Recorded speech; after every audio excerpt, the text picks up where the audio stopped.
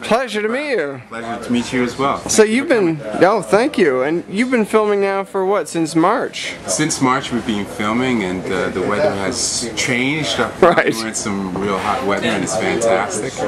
Which is always cool because, you know, in scenarios when we're playing outside and it's still cold, we still have to act as if look it's hot. warm. Look right. warm. So we're very thankful for the weather. It's been fantastic. That's cool. And tell me a little bit about your character. You're the head of nursing at the chief of nursing at the hospital. Commander Will Royal. He's the type of commander that is very disciplined, right, and doesn't make any qualms about that whatsoever. But at the same time, he takes care of his nurses, and at any given time he'll make sure the doctors know that, and he'll put the doctors in check. But you know, he's very similar to a coach. Right. He knows the weaknesses and the strengths of the people that are underneath him. That's He knows cool. how to get the best out of them in doing that. He knows when to, you know, maybe pat them on the back and listen to what they have to say. Right. At the same time, he knows when to kick them in the butt. And that's what a true leader is all about. And he's second in command on base, so he knows his stuff. So I'm willing to bet there's going to be some headbutting as the season goes along, maybe. Oh yeah, a little bit at least. Most definitely between a couple of the doctors and even the colonel and I even kind of buck heads from time to time. Right. Which is great, you know. I mean, it pushes our characters in directions that we didn't really wouldn't think we would normally go, even as actors. And some of the work is a lot of the work is very, very challenging, and it's great to see the characters go in different directions. Right. Yeah. That's and, cool. You know, sometimes they have alliances over here, and sometimes they have alliances over here. But overall, at the end of the day, the main thing is making sure these young men and women that are injured are taken care of, and the best quality care is put forward. Right. And that's the beautiful thing I love about the work that we're doing. You know, hopefully, in some way, that we're portraying what the real men and women do over in Kandahar as best as we possibly can. Although this is a drama, and we are trying to entertain, and hopefully we're accomplishing that. Hopefully, in June 21st, everyone feels that way. But at the same time, we are also taking on that added pressure of trying to show a glimpse of what the men and women go through in roll through Kandahar. Right. And I mean, because it's medically driven, have you picked up some medicine in this? Oh yeah, you know, it's funny. I had my mom in here the other day, and she's a nurse, and she was like, "Well, Arna, I never thought you'd be a nurse, a lawyer, a pastor, but never a nurse." So she's really proud of me. Yeah, we picked up a few things here and there, and it's really kind of exciting. I mean, the work is very hard, and we have to learn a lot of terminology, but we're very fortunate to have with us Chris Cade, who is our medical and military advisor, and we pick his brain constantly. Right. And I can't tell you, I'm so thankful that Michael and Julie and Jennifer have put that person in front of us, and he's available to us 24/7.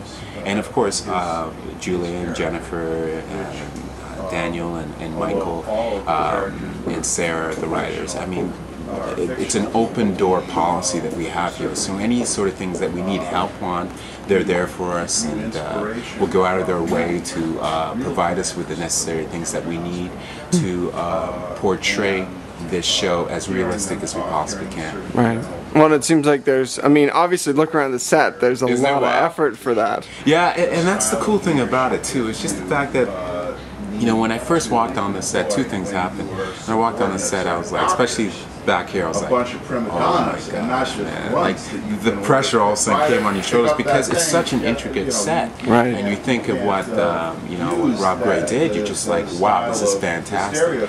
So the added pressure to, you know, get this thing right, or as best as we possibly can, was day one when we walked on here. And we were all up for it.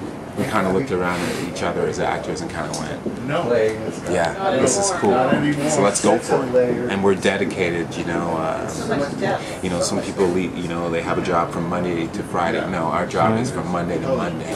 because it's so intricate and you have to learn so much. So.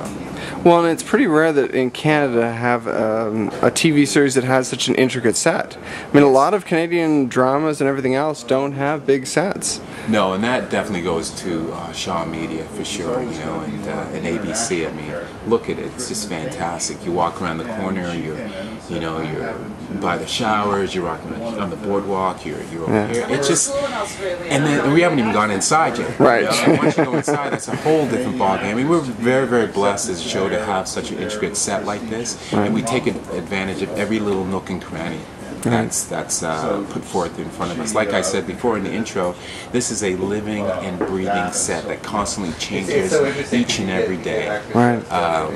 And we take advantage of that, and we're so very blessed to Shaw Media and ABC, our producers, you know, executive producers Jennifer and Julia, you know, and Daniel and Michael, and probably forgetting some names, but nonetheless, all of them have put forth this beautiful theater for us to play in. Right. And the only thing is, now even with all this, is it hard to play is it difficult to find that center that you're playing a Warzone? I mean, is there ever a challenge in that aspect? I mean, of course. I mean, we're, you know, like I said before, it's a drama, it's fictional, and we're playing make-believe, but we're very dedicated to what we're trying to portray. So once we all get into that mindset, and all 6 of us, as well as all the other actors on this show, are so dedicated to it, and we're constantly talking about it, that by the time we get on set, we're ready. Right. We're very, very focused. We're dialed in. So, but even way before, you know, any director that we have says action, we're focused and ready. Right. And we've done all our research. We've spent time with Chris Kay. We've come in. We've rehearsed. So. At first that might have been the case maybe when we first came on set, but not anymore. We're all ready to go. I mean, as soon as we finish this interview, some of us have to go back to set, and we're very much dialed in and ready to portray the characters which we're portraying as best as we possibly can. Of course. Well, and do you identify with certain aspects of not only the character but even the locale? I mean, have you found parts of it that really strike a chord with you?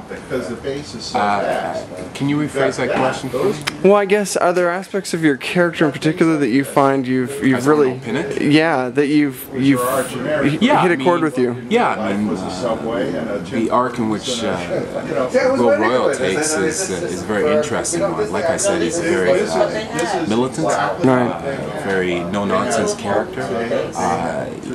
He doesn't show any cracks, but as we go further into the story arc, there's a crack that forms. Right. And that vulnerability is something that I think not just myself, but any other person would be able to relate with and focus in on. And that's the beauty of acting, and the beauty of the character which the writers have put forth for me. It's fantastic. I'm very excited each and every day to come to work to play this two-dimensional, sometimes even three-dimensional character.